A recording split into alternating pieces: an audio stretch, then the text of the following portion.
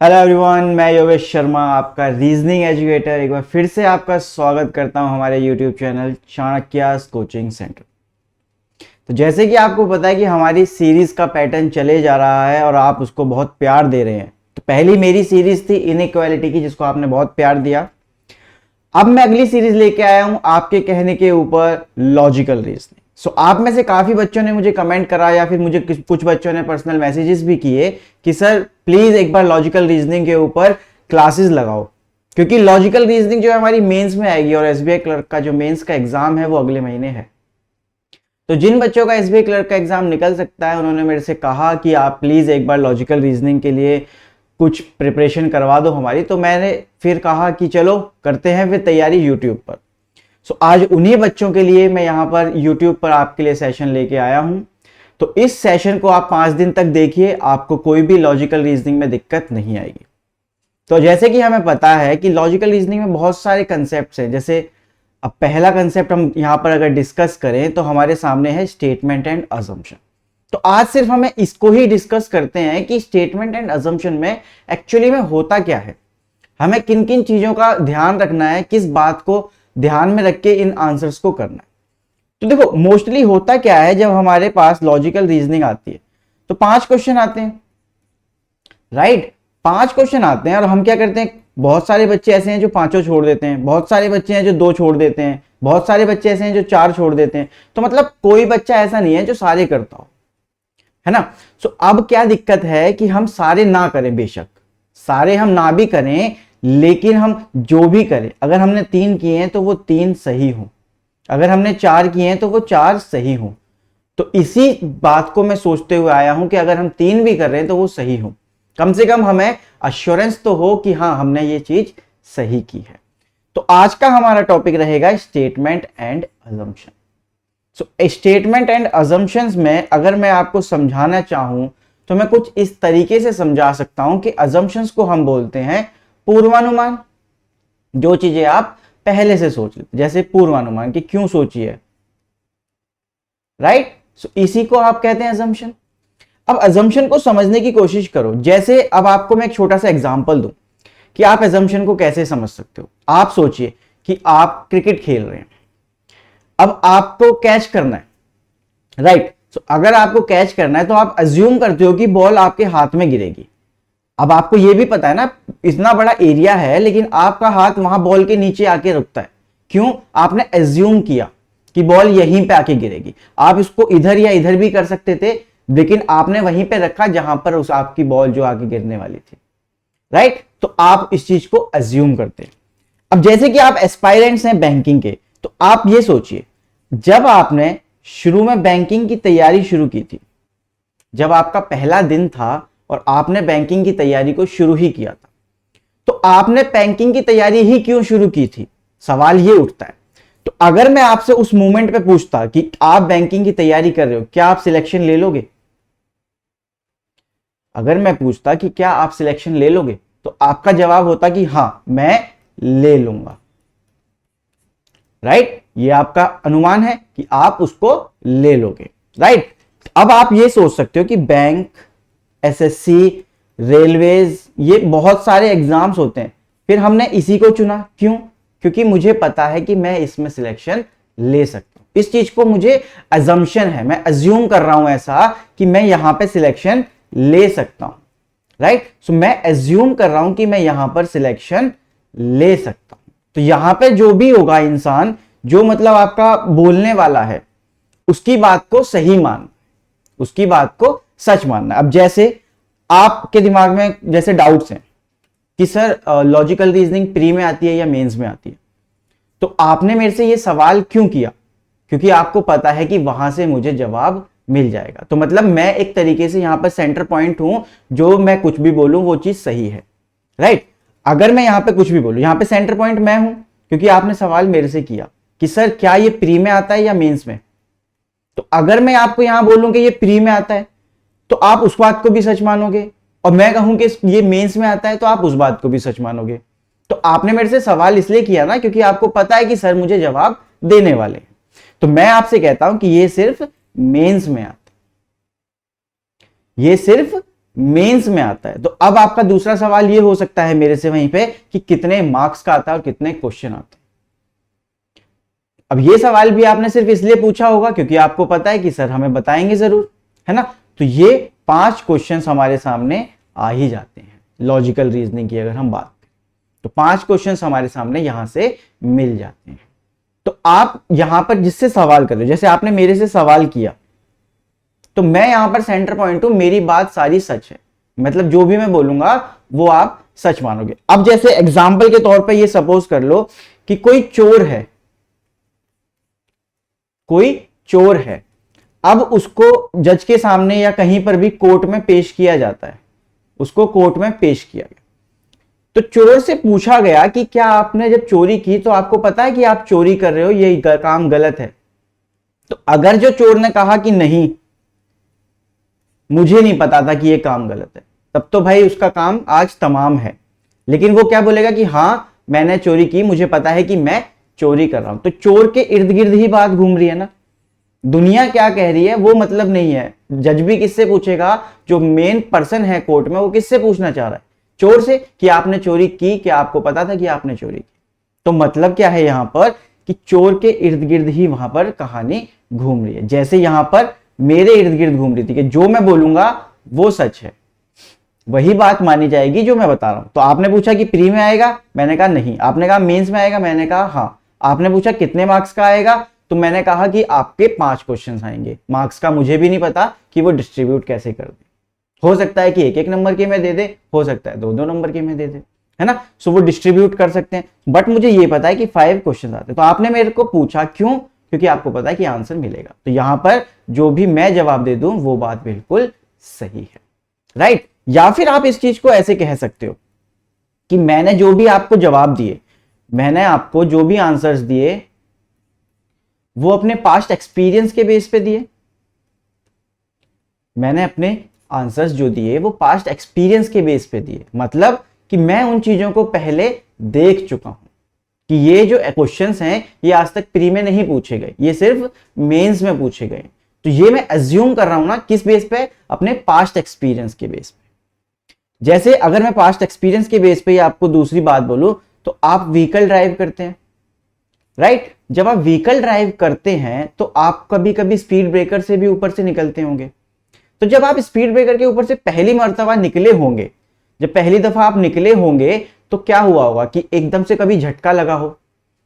तो अगर वो झटका लगा आपको पहली बार में, तो आपको ये नहीं पता था कि कितने ब्रेक्स अप्लाई करने, ब्रेक कितना दबाना या कितने अप्लाई करने। लेकिन जब आप धीरे धीरे आप उनके ऊपर से निकलने लगे स्पीड ब्रेकर से, तो आपको पता चल गया कि कितने ब्रेक्स मुझे इंप्लीमेंट करने हैं, राइट, कि कितना ब्रेक मुझे लेना है। तो उसके हिसाब से आप बिल्कुल आराम से स्मूथली आप उसको कवर कर लेते हैं, राइट। सो आपके पास्ट एक्सपीरियंस के बेसिस पर भी मैं कह सकता हूं कि आप अज्यूम कर सकते हैं चीजों को।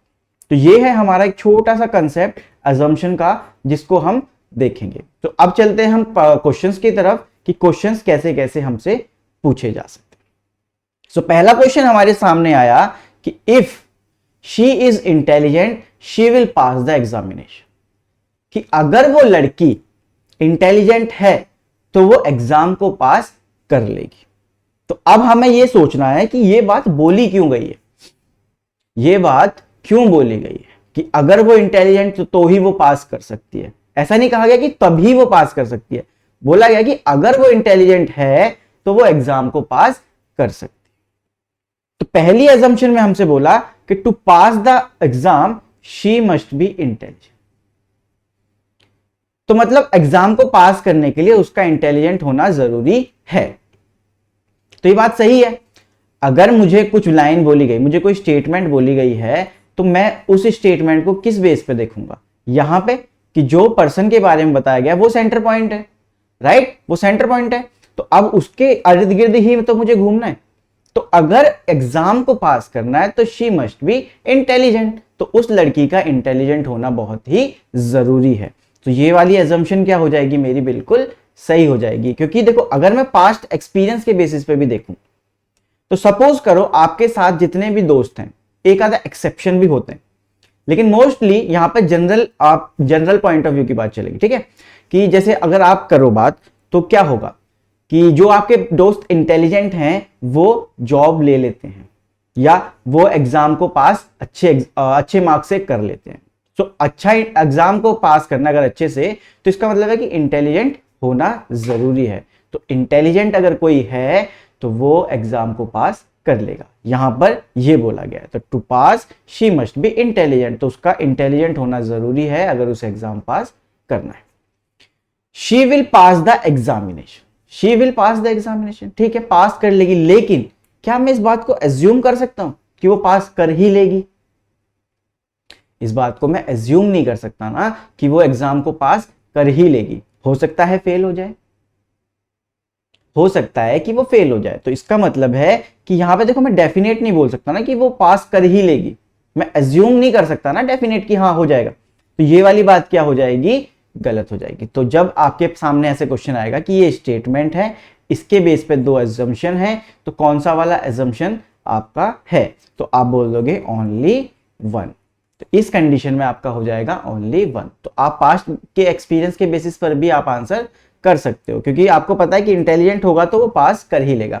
अब आप इंटेलिजेंट से ये मतलब मत निकाल लेना कि जो बच्चा ज्यादा पढ़ता है, देखो जो कम पढ़ता है वो भी इंटेलिजेंट हो सकता है। तो इंटेलिजेंट होना अलग चीज है और किताबी कीड़ा होना अलग चीज है। तो आप भी इंटेलिजेंट बने, किताबी कीड़े ना बने, चीजों को समझने की कोशिश करें, ठीक है। तो पहले का आंसर होगा हमारा ओनली वन। चलिए, सो जैसे कि मेरी सीरीज अभी कंटिन्यू हो रही है लॉजिकल रीजनिंग की, पहले इनइक्वालिटी की हुई थी, देन आपके सामने डीआई के 5 अवतार लेके आए थे अमित सर हमारे।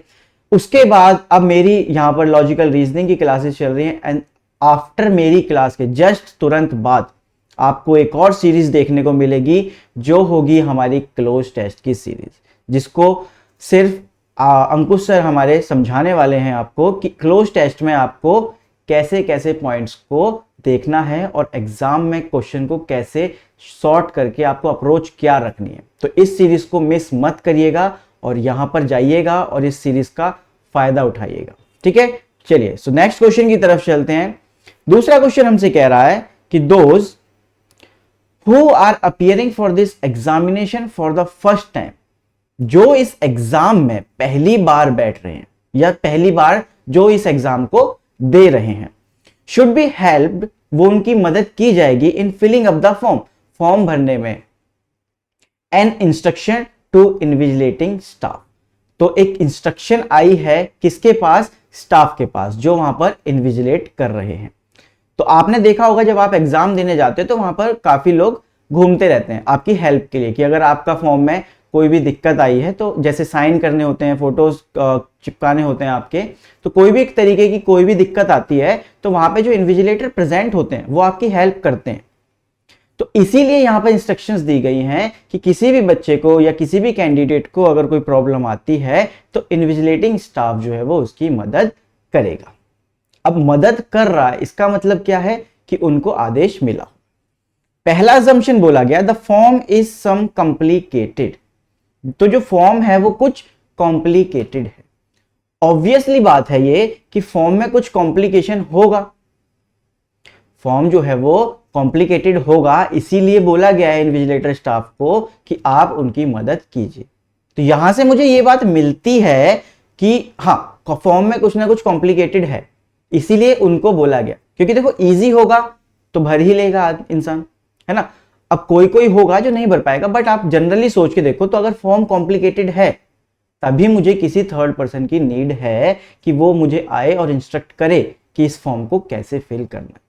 और इसी वजह से शायद उनको इंस्ट्रक्शंस मिली हैं कि आप हेल्प करें those who are appearing for this examination for the first time, जो पहली बार आ रहे हैं उनको आप मदद कीजिए, जिससे कि उनको पता चले कि इसको हम कैसे फिल करते हैं। तो इसका मतलब है कि अगर फॉर्म हमारा कॉम्प्लिकेटेड है तभी उनको बोला गया है कि आप उनकी मदद करें, राइट। तो पहली अजम्पशन मेरी बिल्कुल सही है।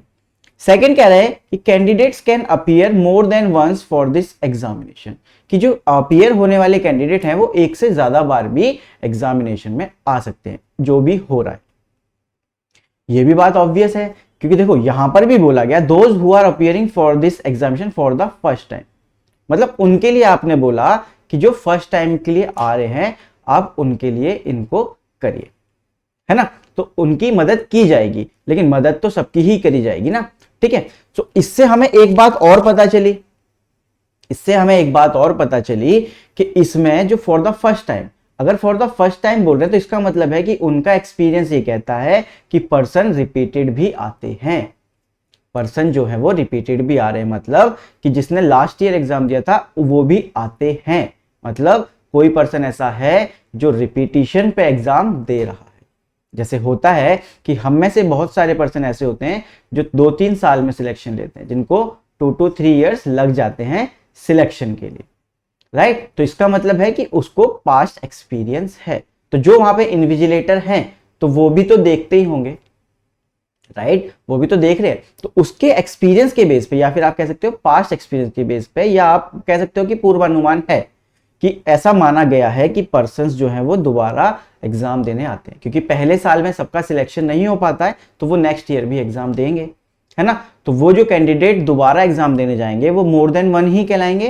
तो ये बात भी हमारी क्या हो जाएगी, सही हो जाएगी, क्योंकि एजम्पशन है ऐसा कि 2 बार तो जाते होंगे। तो हाँ भाई, ऐसे पर्सन हैं हमारे पास जो 2 से 3 साल में सिलेक्शन लेते हैं। तो इसका मतलब हुआ कि एजम्पशन पहला भी मेरा ठीक हुआ और दूसरा भी ठीक हुआ, राइट।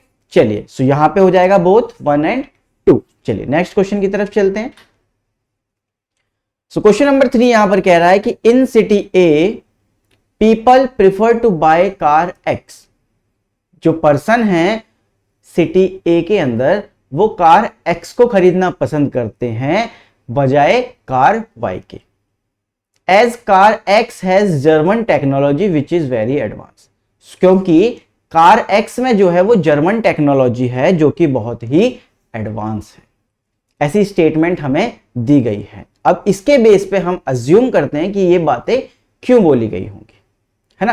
देखो, अगर कुछ वजह रही होगी, अब आप यहां पे एक चीज को पॉइंट को समझो कि देखो, अगर कोई स्टेटमेंट बोली गई है अजम्पशन के अंदर अगर कोई स्टेटमेंट बोली गई है तो किसी बेस पे बोली गई है कि ये वाली बात बोली क्यों गई है, स्टेटमेंट जो है वो क्यों बोला गया है, यहां से पता करो कि ये वाली बात क्यों बोली गई होगी। इसका यहां पर ये भी मतलब है। अजम्पशन में आप ऐसे भी देख सकते हो। तो पहले अजम्पशन को मैं जब चेक करता हूं यहां पर, cars with German technology are perceived to be better than other cars in city ए।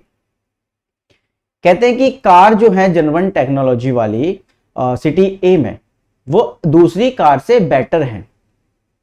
हाँ, ये वजह हो सकती है, अगर जो कार्स हैं जर्मन टेक्नोलॉजी वाली वो दूसरी कार से अच्छी हैं और उनकी जो टेक्नोलॉजी है वो बेटर है, तो ऑब्वियस है कि मैं उसी चीज को प्रिफर करूंगा। जैसे अब आप अपने ऊपर बात लेके देखिए कि आपको कोई चीज अच्छी मिल रही है और कोई चीज बिल्कुल बेकार मिल रही है, तो आप भी अच्छी चीज की तरफ ही जाओगे, बेकार की तरफ बिल्कुल रिग्रेट, बिल्कुल डिनाई कर दोगे आप कि नहीं, बेकार चीज का हमें कुछ लाभ नहीं होने वाला, राइट। तो जैसे अब आप सपोज कर लो, आपको कोई कार मिल रही है आपको 10 साल पुरानी, सेम रेट, और कोई कार मिल रही है आपको 2 साल पुरानी, सेम रेट, कंडीशन इसकी बहुत खराब है, इसकी बहुत अच्छी है, तो आप किसको प्रीफर करोगे, अच्छी वाली कंडीशन को। भले ही आपको थोड़े से पैसे भी फालतू अगर देने पड़े तो आप अच्छी कंडीशन वाली को प्रीफर करोगे। तो यहां पर भी वही है कि जर्मन टेक्नोलॉजी वाली कार अगर अच्छी है सिटी ए के अंदर तो पर्सन उसको प्रिफर करेगा। तो इसी बेस पे वो वाली बात बोली गई होगी, राइट। क्योंकि आदमी अगर देखेगा, कंपैरिजन करेगा, तो अगर कार ए अच्छी है जर्मन टेक्नोलॉजी वाली सिटी ए में, तो आदमी उसी को प्रिफर करने वाला है। तो इसलिए अजम्पशन 1 जो होगा वो हमारा सही है। सेकंड बोलता है कि had German technology been present in car Y also its sales would have crossed car X sale. नहीं, देखो ऐसा नहीं हो सकता। अगर जर्मन टेक्नोलॉजी को मैं कार वाई में भी लगा दूं तो उसकी सेल जो है वो कार एक्स से भी ज्यादा हो जाएंगी, ऐसा एज्यूम थोड़ी कर सकते। अब इस बात को बोला गया, इस बात से ये वाली बात तक मैं कैसे आऊंगा। देखो स्टेटमेंट्स, और ये देखो जब भी आप दूसरी चीजें पढ़ोगे उसमें क्या होगा, आप स्टेटमेंट से इधर की साइड जाओगे, लेकिन जब भी आप अजम्पशंस को पढ़ोगे तो आप यहां पर पॉइंट्स को पढ़ने के बाद स्टेटमेंट क्यों बोली गई है आपको वो निकालना है। राइट। तो अगर मैं ये वाली बात को ध्यान में रखूं तो ये स्टेटमेंट तो आनी ही नहीं चाहिए। फिर अगर मैं यहां पे बोल दूं कि जर्मन टेक्नोलॉजी में अगर इसमें भी आ जाए कार में तो दोनों की सेल बराबर हो जाएगी, तो फिर मैं ये थोड़ी बोलूंगा कि सिटी ए में पीपल जो है वो एक्स कार को प्रिफर करते हैं। फिर मैं ये नहीं बोलूंगा ना, फिर तो दोनों कहीं ना कहीं बराबर हो जाएंगे, एक्स और वाई एक दूसरे के इक्वल हो जाएंगे फिर तो इस लाइन को बोलने के बाद मैं यहां पे इस बात पे नहीं आ सकता, है ना। लेकिन मैं हाँ इस बात को अगर मैं बोल रहा हूं तो मैं यहां तक पहुंच सकता हूं कि ये स्टेटमेंट बोली गई है, इस वजह से बोली गई है, इस वजह से ये स्टेटमेंट तक हम पहुंचे हैं। इस स्टेटमेंट से मतलब इस वजह से हम स्टेटमेंट पे नहीं पहुंच सकते। तो आप अजम्पशंस को कुछ इस तरीके से भी सॉल्व कर सकते हो, ठीक है। सो यहां पे क्या हो जाएगा, ओनली वन। आई होप कि आपको ये चीजें समझ में आ रही होंगी, राइट। चलिए नेक्स्ट क्वेश्चन की तरफ चलते हैं। स्टेटमेंट है हमारे पास कि travellers with a ticket for the third class, मतलब थर्ड क्लास मतलब आप जैसा अब आप ट्रेन में ट्रेवल करते हो तो वहां पर आपको third class, first class, sleeper, general सब तरीके की टिकट्स होती है। तो यहां पे कह रहा है कि जो थर्ड क्लास है, जिसके पास थर्ड क्लास वाली टिकट है, if found travelling in the first class, अगर वो फर्स्ट क्लास कंपार्टमेंट में मिलता है तो उसको हम पेनलाइज्ड करते हैं, हम उस पर पेनल्टी लगाते हैं। ऐसा नोटिस कंपार्टमेंट ऑफ ट्रेन में बना हुआ है। तो मतलब ऐसा नोटिस वहां पर लिखा हुआ है कि अगर कोई भी पर्सन थर्ड क्लास की टिकट लेके फर्स्ट क्लास में पाया जाएगा तो उसको पेनल्टी देनी पड़ेगी, ऐसा वहां पर नोटिस है, ठीक है। सो पहला असम्पशन कह रहा है travellers with a ticket for the first class are also not allowed to travel in the third class compartments. तो कह रहा है कि अगर किसी के पास फर्स्ट क्लास की टिकट है तो वो थर्ड क्लास वाले कंपार्टमेंट में जाकर नहीं बैठ सकता। तो देखो ऐसा नहीं है, अगर आप जनरल वे में बात करो तो अगर ये बात बोली जाए तो इस बात से इस स्टेटमेंट में आप नहीं जा सकते, है ना। अगर ये बात बोली गई है तो ये स्टेटमेंट तक आप नहीं आ सकते। लेकिन आप यहां पे एक चीज समझ के देखिए कि किसी के पास फर्स्ट क्लास की टिकट है, सपोज करो आपके पास फर्स्ट क्लास की टिकट है और आप जाकर थर्ड क्लास में बैठ गए, और आपके पास अगर टिकट जो चेक करते हैं वो आते हैं और आप उनको दिखाते हो फर्स्ट क्लास की टिकट और आप बैठे थर्ड क्लास में, तो वो आपको सिर्फ यही कहेंगे कि आप गलती से बैठ गए हो, राइट। क्योंकि अगर कोई महंगा टिकट लेके सस्ते कंपार्टमेंट में क्यों बैठेगा, ये भी तो सोचने की बात है कि कोई महंगा टिकट लेके सस्ते कंपार्टमेंट में क्यों बैठेगा। तो वहां पर आपकी कोई गलती नहीं मानी जाएगी, ये बोल दिया जाएगा कि आप गलती से बैठ गए हो, क्योंकि आपने तो यहां पर महंगे वाला टिकट लिया है ना, ये वाला तो टिकट महंगा है ना, एक्सपेंसिव है ना आपका। ये वाला अगर मैं कंपेयर करूं तो चीप होगा, फर्स्ट क्लास के कंपैरिजन में अगर हम यहाँ कंपेयर करें तो ये वाला चीप होगा। तो एक्सपेंसिव टिकट अगर आपके पास है तो आप चीप वाले कंपार्टमेंट में नहीं बैठोगे। अगर आप पाए जाते हो तो आप गिल्टी नहीं माने जाओगे, वहां पर सिर्फ बोला जाएगा कि गलती से आए हो, राइट। लेकिन आपके पास अगर थर्ड क्लास का टिकट है और आप फर्स्ट क्लास में आए हो, देन आपकी गलती नहीं, आप गिल्टी हो जाओगे। तो आप जनरल सेंस में भी इन चीजों को सोच के देखो कि आप गलती नहीं होगी आपकी, फिर वहां पर गिल्टी हो जाएंगी आप, है ना, ठीक है। अब आप गिल्टी हो वहां पर और फिर आपको पता है कि वहां नोटिस भी लगा हुआ है कंपार्टमेंट में, तो आपके ऊपर पेनल्टी भी लगेगी। तो ये वाली बात जो है वो गलत हो जाएगी। क्यों? क्योंकि देखो आप जनरल वे में सोच के देखो कि अगर किसी के पास फर्स्ट क्लास का टिकट है और वो थर्ड क्लास में जा रहा है तो वो गलती से है, गिल्टी नहीं होगा वो, ठीक है। तो आपके हिसाब से यहां पे क्या हो जाएगा, एजम्पशन 1 बिल्कुल गलत हो जाएगा, ठीक है। दूसरे पे चलते हैं। Inspections are carried out in the train to check the tickets. हाँ ये बात सही है, ये बात सही है। देखो इंस्पेक्शंस होते होंगे इसीलिए वो नोटिस लिखा है। अगर नोटिस लिखा है, सिर्फ नोटिस ही लिखा है, तो फिर तो कोई भी जाके बैठ जाएगा। कोई भी, आप जैसे आपको पता ही है कि कोई जनरल का टिकट लेगा और फिर फर्स्ट एसी में जाकर बैठेगा मस्त। अगर सिर्फ नोटिस वहां पर लिखा है, क्योंकि उसको पता है कि अगर नोटिस ही लिखा है तो कोई पेनल्टी लगनी नहीं है। पेनल्टी कौन लगाएगा, बैठने से ही पेनल्टी तो लगने वाली नहीं है।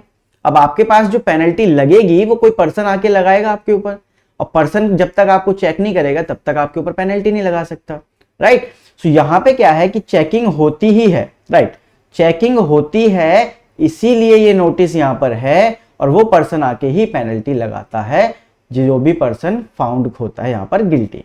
तो इसका मतलब हुआ कि सेकंड वाला सही है, तो ओनली सेकंड, राइट। तो यहां पे हमें ये भी स्टेटमेंट समझ में आ गई। चलिए नेक्स्ट क्वेश्चन की तरफ चलते हैं। सो नेक्स्ट क्वेश्चन है the prices of petrol and diesel have remained unchanged only in an for the last 3 years। For the last 3 years, ठीक है। तो एक एन नाम से, चलो सपोज कर लो यहां पर कोई एन ना कंट्री है, एन को आप सपोज कर लो कंट्री है, कोई कंट्री है या कोई जगह का नाम है, कोई प्लेस है। The prices of petrol and diesel have remained unchanged only in an for the last 3 years। मतलब सिर्फ यही एकमात्र ऐसी प्लेस है जहां पर लास्ट के 3 साल से पेट्रोल एंड डीजल के जो रेट हैं या जो प्राइसेस हैं वो सेम है। तो अब ये बात बोली गई है तो किसी बेस पे बोली गई होगी। अब वो किस बेस पे बोली गई है, ऐसा क्या पाया गया है जिसके बेस पे ये बात बोली गई है, तो आइए चेक करते हैं। सो पहला है petrol and diesel prices have changed elsewhere in the world during these 3 years। तो मतलब कि पेट्रोल और डीजल के जो प्राइसेस हैं वो पूरी दुनिया में बदले हैं एन कंट्री को छोड़ के। तो ये बात सही है। इस बेस पे मैं बोल सकता हूं, जैसे आप सपोज करो दिल्ली के अंदर 2 महीने से प्राइसेस सेम है, सपोज करना है, हालांकि पता नहीं, मुझे भी फ्लक्चुएट होते होंगे। आपको बोला गया कि दिल्ली के अंदर 2 महीने से जो प्राइसेस हैं वो सेम है, सिर्फ दिल्ली के अंदर। आपको बोला गया ओनली इन दिल्ली। तो आप क्या कह सकते हो इस बेस, अगर ये बात बोली गई है, स्टेटमेंट तक आप आए हो, तो इसके पीछे जो वजह रही होगी, जो आप एज्यूम कर सकते हो बातों को, वो ये है, एक तो आपके पास्ट एक्सपीरियंस कि आपने देखा होगा कि बाकी जगह पे फ्लक्चुएट हुए होंगे, या फिर आप एज्यूम कर सकते हो इस बात को कि हाँ, अगर सिर्फ दिल्ली में 2 महीने से पेट्रोल और डीजल के प्राइसेस अगर बढ़े या घटे नहीं है, रिमेन्ड सेम, मतलब सेम है, तो आप लगा सकते हो कि आप कह सकते हो कि यूपी में चेंज हुआ होगा, राइट। तो इसका मतलब है कि बाकी की हर जगह पे प्राइसेस जो हैं वो चेंज हुए होंगे सिवाय दिल्ली के। तो हाँ, इस बात को मैं मान सकता हूं, ये हम एज्यूम कर सकते हैं, क्योंकि अगर 3 साल से सिर्फ एक ही जगह है ऐसी जहां पे प्राइसेस नहीं बढ़े हैं, तो बाकी की जगहों पे बढ़े होंगे। तो इस बात को मैं यहां से एज्यूम कर सकता हूं। सेकंड पढ़ते हैं। Before this 3 years period petrol and diesel were available at price different from the present rate. तो कह रहा है कि बिफोर 3 years, मतलब 3 साल पहले जो पेट्रोल और डीजल के जो प्राइसेस थे वो किसी और रेट पर थे। सो ऑब्वियसली बात है कि अगर 3 साल से रेट्स ऊपर नीचे नहीं हुए, तो ये किसी बेस पे बोला ना उसने कि 3 साल से नहीं हुए, तो उसने पहले कुछ देखा होगा ना, 3 साल पहले कोई और रेट होगा। अब 3 साल से सेम है, तो इसका मतलब है कि 3 साल पहले कुछ तो अलग रहे होंगे, ऊपर या नीचे, राइट। तो डिफरेंट प्राइस तो होगा ही। तो ये वाली बात भी क्या है, ये भी बात एज्यूम कर सकते हैं। तो ये बात भी बिल्कुल सही है। तो यहां पे हमारा जो आंसर हो जाएगा बोथ 1 and 2 हो जाएगा। तो इस कंडीशन में हम आंसर करेंगे बोथ 1 and 2। सो बच्चों, इस क्वेश्चन को आप होमवर्क करेंगे, यहां पर इस क्वेश्चन को पढ़िए, ठीक है, और यहां पर पॉज कीजिए, और इसके बाद इसका जो मेन क्वेश्चन है वो ये है कि आप यहां पर इस क्वेश्चन का आंसर करेंगे कि क्या आंसर हो सकता है। तो कमेंट करके जरूर बताइएगा, जैसे आपने मेरी प्रीवियस वीडियोस पे इनइक्वालिटी पे कमेंट किया है आंसर्स को, तो मैं चाहूंगा कि आप इसमें भी अपना पार्टिसिपेट करें और आंसर्स को सही सही जवाब दें। सो आज की क्लास के लिए इतना ही। सो अजम्पशंस, मेरा मानना है कि आपको समझ में आया होगा। यहाँ पे अजम्पशंस की क्लास जो है वो ओवर करते हैं। तो आई होप कि आपको अजम्पशंस अच्छे से समझ में आया होगा। तो बच्चों, प्राय पढ़ाई करते रहिए, कंसिस्टेंट रहिए और अपनी हेल्थ का ध्यान रखिए। मिलते हैं सीरीज की अगली क्लास में। अगली क्लास देखते हैं कि किस बेसिस पे हमें करनी है, तो कोई भी लॉजिकल रीजनिंग हम देखते हैं। तो चलिए मिलते हैं फिर अगली क्लास में। थैंक यू बच्चों।